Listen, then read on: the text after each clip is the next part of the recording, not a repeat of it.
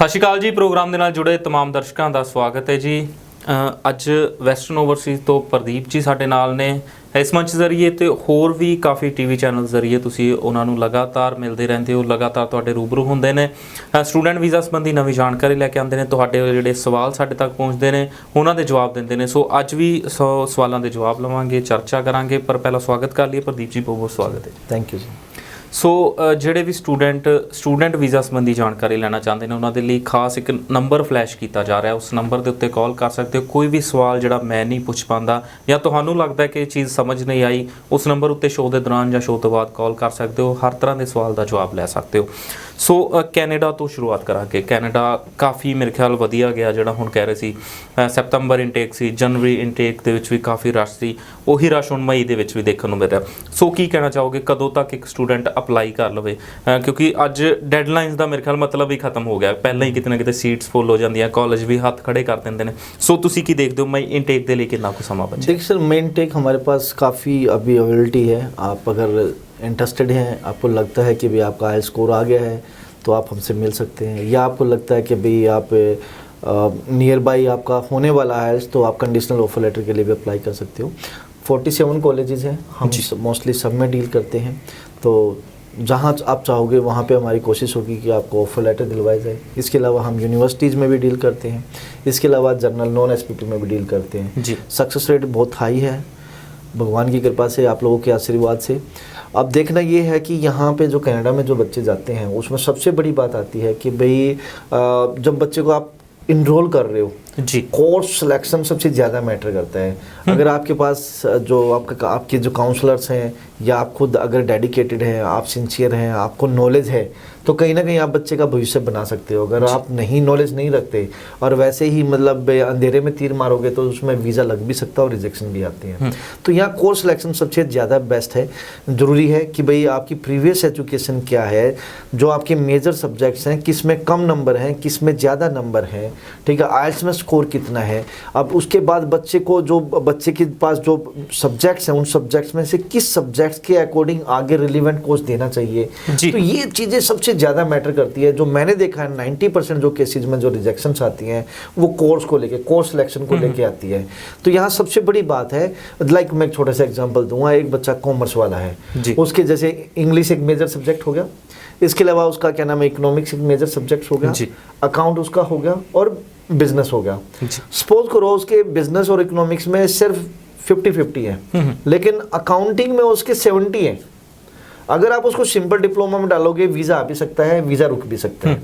लेकिन क्योंकि उसके अकाउंटिंग में 70 नंबर थे, इस हिसाब से अगर हम आगे उसको अकाउंटिंग डिप्लोमा के लिए भेजें, क्योंकि उससे उसका कहीं ना कहीं उसकी स्ट्रेंथ दिखाई दे रही है कि इसके पास अकाउंटिंग में मार्क्स ज़्यादा, बिल्कुल।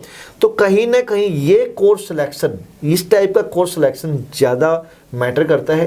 बच्चे को चाहे इंटरेस्ट है या नहीं है उसमें, बट बच्चे को ये चीज़ समझानी ज़रूरी है। बेटा अगर सिंपल डिप्लोमा या फाइनेंस की तरफ जाओ या फिर किसी मार्केटिंग की तरफ जाओ तो वीज़ा नहीं आएगा, क्योंकि आपके अकाउंटिंग में मार्क्स आ जाए, उस तरफ जाते हो तो ज़्यादा आपके चांसेस। हाई कमीशन इस चीज़ डेफिनेटली ये चीज़ देखती है, बिल्कुल। इसी हिसाब से पीसीएम फिजिक्स केमिस्ट्री मैथ वाले बच्चों के साथ है, उसकी फिजिक्स में कितने हैं, केमिस्ट्री में कितने हैं, मैथ में कितने हैं। मैथ में परसेंटेज कम है तो कोर्स ऐसा दो जिसमें आगे मैथ की रिक्वायरमेंट ही ना हो। केमिस्ट्री में ज़्यादा है, फिजिक्स में कम है, मैथ में ठीक ठाक है, तो फिर उसको केमिस्ट्री से रिलेटेड आगे आप भेजो। वैसे इसी तरह से इस बच्चे के पास बायोलॉजी सपोज करो, तो बायोलॉजी से रिलेटेड अगर उसमें बायो में उसके अच्छे मार्क्स हैं तो उसको स्पेशल एसोसिएट डिग्री या बैचलर इन बायो भी भेज सकते हैं। तो मतलब जो आपके मेजर सब्जेक्ट्स हैं उनमें से सब्जेक्ट्स उठाना जरूरी होता है कि एक तो चलो सबके एवरेज है, सब में अच्छे नंबर्स हैं सारे मेजर सब्जेक्ट्स में, दे दो आप, चल जाएगा, कोई भी कोर्स दे दो। लेकिन जहाँ पे इस टाइप की बातें आती है कि मेजर सब्जेक्ट्स में से किस में कम है किस में ज़्यादा है, वहाँ सबसे ज़्यादा वर्क करना पड़ता है, सबसे ज़रूरी है। और उसके बावजूद भी ये देखना भी ज़रूरी है कि भाई कौन सा कॉलेज पर्टिकुलर स्टूडेंट की एजुकेशन से रिलेटेड पर्टिकुलर कोर्स दे रहा है, ठीक है। अब मोस्टली बच्चे तो इस तरह से ठगे जाते हैं, नहीं जी ये डिप्लोमा नहीं मिला और दूसरा डिप्लोमा था वो आपको दे दिया, ठीक है भाई दूसरा डिप्लोमा दे दिया, उसमें आपका वीज़ा तो नहीं आएगा क्योंकि वो आपके कोर्स सिलेक्शन को लेके किया ही नहीं। हाँ, पर्टिकुलर जिस कॉलेज में नहीं है भाई दूसरे में डाल दो। तो ये चीज़ें प्लीज़ कनाडा जाने वाले स्टूडेंट्स, क्योंकि आप 6 बैंड वाले बच्चे हो, आप खुद सिंसियर हो, आपको थोड़ा सा यहाँ दिमाग लगाना होगा कि एक कंसल्टेंट को अपनी फाइल देने से पहले उसकी पूरी जांच पड़ताल करो कि रियली वो कंसल्टेंट डेडिकेटेड है या नहीं है, वो आपके करियर के बारे में सोच रहा है नहीं सोच रहा। यहाँ पे कुलदीप जी एक बहुत बड़ी बात है, लोग है ना कहीं पे भाग रहे हैं तो एक ही तरफ भाग रहे हैं, तो वहाँ पे क्या होता है वो ऐसे कई ऑफिसेज मैंने सुने हैं या देखे हैं, या मैं जैसे हमारी एसोसिएशंस भी है तो बातें होती हैं, मोस्टली कंसल्टेंट अपने स्टूडेंट से नहीं मिलते जी, अपने स्टूडेंट से नहीं मिलते।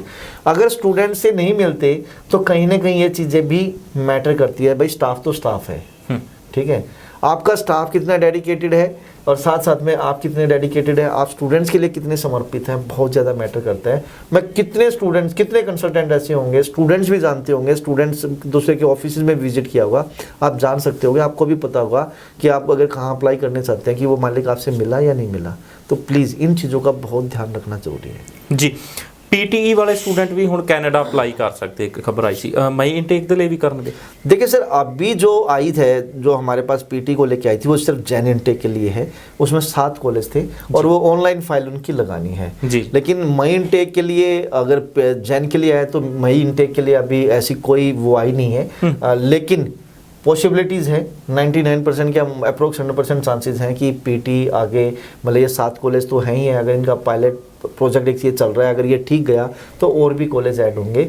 अभी ये जैन इनटेक के लिए था, बट हाँ मई इनटेक के लिए भी पॉसिबिलिटीज़ पूरी हैं जी।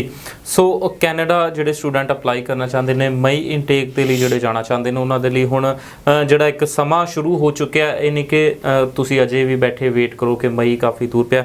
ਜਿਹੜੇ ਸਟੂਡੈਂਟ ਅਜੇ ਆਇਲਸ ਕਰ ਰਹੇ ਨੇ, ਉਹ ਕਿਸ ਤਰ੍ਹਾਂ ਦੀ ਤਿਆਰੀ ਕਰਨ ਕੈनेडा जाना चाहते हैं? देखो सर, मेरी स्टूडेंट्स ऐसे स्टूडेंट्स से हमेशा रिक्वेस्ट रही है, क्योंकि यहाँ ये मतलब एक तो आपको ही पता है कि सिर्फ 3 इनटेक होते हैं, चौथा इनटेक नहीं निकलता है। ऐसा नहीं है कि एक कॉलेज मतलब हर हफ्ते दे रहा है, ऐसा नहीं है यहाँ पे। यहाँ तो सिर्फ मतलब 3 इनटेक है, 3 ही है। सबसे ज़्यादा सितंबर होता है जी, दूसरा मेजर अपना जैन निकलता है और उसके बाद जो सबसे छोटा होता है मई इनटेक निकलता है। तो जिस बच्चे ने कनाडा जाना है तो 3-4 चीज़ों का ध्यान रखना बहुत ज़रूरी है, क्योंकि एम्बेसी भी ये चीज़ ध्यान देती है कि भाई आगे अगर आपका गैप चलता गया तो कहीं ना कहीं रिजेक्शन चांसेस हाई हो जाएंगे। तो सबसे पहली चीज़ें आपको यही देखनी है कि भाई आप जो अपना आइल्स जो कर रहे हो वो मतलब एक इतना बेस्ट वे में आपने करना है, इतने अच्छे तरीके से करना है कि भाई आपका डिजायर्ड स्कोर आए। अगर आपको 6 की रिक्वायरमेंट है तो आपको 8 बैंड की तैयारी करनी पड़ेगी, तब जाके आपके 6 बैंड आएंगे। तो और जितने अच्छे आएंगे उतना आपके लिए फ़ायदा है।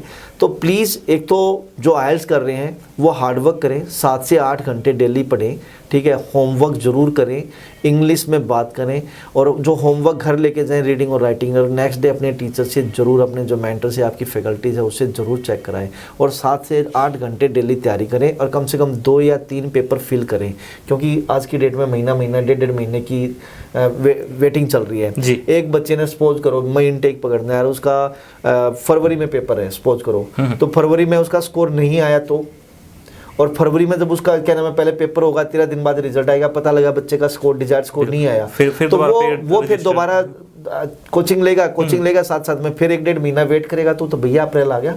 तो ऐसे स्टूडेंट्स के लिए तो मैं यही कहना चाहूँगा, 10-11 हज़ार रुपये की बात है, बड़ी बात नहीं है। आप 2 या 3 पेपर कम से कम फील करो।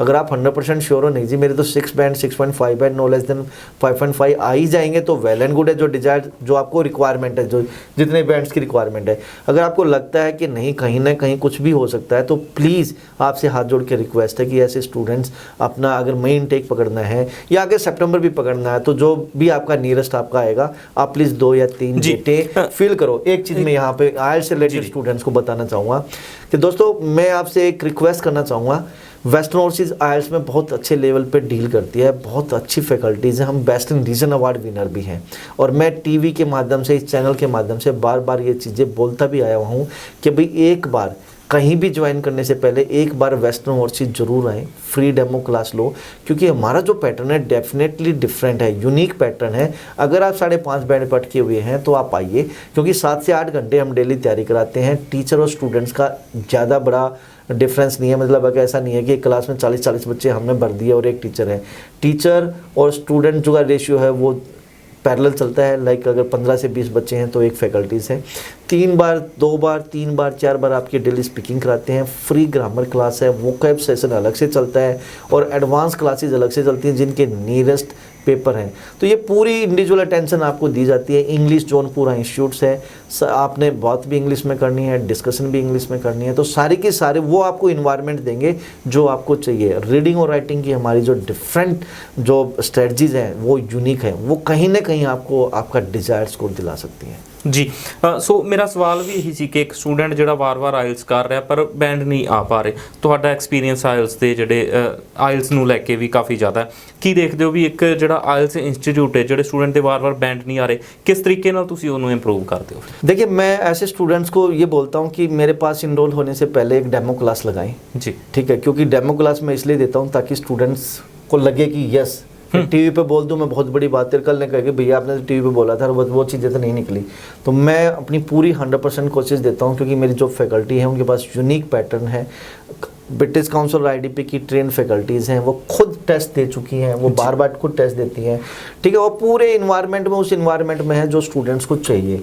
तो आप मेरे पास आओ, फ्री डेमो लो, उसके बाद आप ज्वाइन करो। 7 से 8 घंटे की हम आपकी तैयारी कराएंगे, जिसमें रीडिंग, राइटिंग, लिसनिंग, स्पीकिंग ये सारे ट्वाइस होंगे। ग्रामर आपको दी जाएगी, वोकैब सेशन अलग से होगा। हफ्ते में 2 या 3 प्रोजेक्टर के थ्रू स्पेशल मास्टर्स क्लास आपको दी जाएगी। इसके अलावा आपको 2 या 3 बार डेली आपकी स्पीकिंग होनी है, और भी बहुत सी एक्टिविटीज़ हैं। और रीडिंग में कोई प्रॉब्लम आ रही थी, यूनिक स्ट्रेटजी है, राइटिंग में कोई प्रॉब्लम आ रही थी, यूनिक स्ट्रेटजीज हैं। मतलब स्टूडेंट्स के साथ डीपली डिस्कशन हर चीज़ होती है और उससे बच्चों का स्कोर आता है। तो प्लीज़ आप मेरे जो भी नियरेस्ट आपको पड़ती है आप वहाँ आके डेमो क्लास ले सकते हैं। कुरुक्षेत्र, करनाल, अम्बाला, चंडीगढ़, जहाँ भी आपको नियरेस्ट पड़ता है आप वहाँ जाके आइल्स की डेमो क्लास ले सकते हैं। एक दोस्तों गुड न्यूज़ और मैं देना चाहूँगा कि हमारा जो जालंधर ऑफिस है वो फुल फ्लैश स्टार्ट हो चुका है, फुल फ्लैश्ड। आपने बस स्टैंड देखा है, बस स्टैंड के साथ में नरेंद्र सिनेमा है, नरेंद्र सिनेमा की बैक साइड में एजीआई बिजनेस सेंटर है खरगा रोड पे, वहाँ पे हमारा एससीओ ऑफिस नंबर 102 है, AGI business centre first floor पे। आप वहाँ आके मेरे से मिल सकते हैं। स्क्रॉल ये जो नंबर स्क्रॉल हो रहा है इस पर कॉल करके आप अपॉइंटमेंट ले सकते हैं। मेरे से जालंधर में आप मिलना चाहते हैं तो आप वहाँ भी आके मिल सकते हैं। नीरज साहब जहाँ भी पंजाब से बिलोंग करते हैं, आप चंडीगढ़ भी आ सकते हैं, आप जालंधर भी आ सकते हैं। जी शो ਨੂੰ ਖਤਮ ਕਰਦੇ ਹਾਂ, ਆਪਣੇ ਦੋਸਤ ਕੁਲਦੀਪ ਨੂੰ ਦਿਓ ਇਜਾਜ਼ਤ। ਧੰਨਵਾਦ, ਸਤਿ ਸ਼੍ਰੀ ਅਕਾਲ।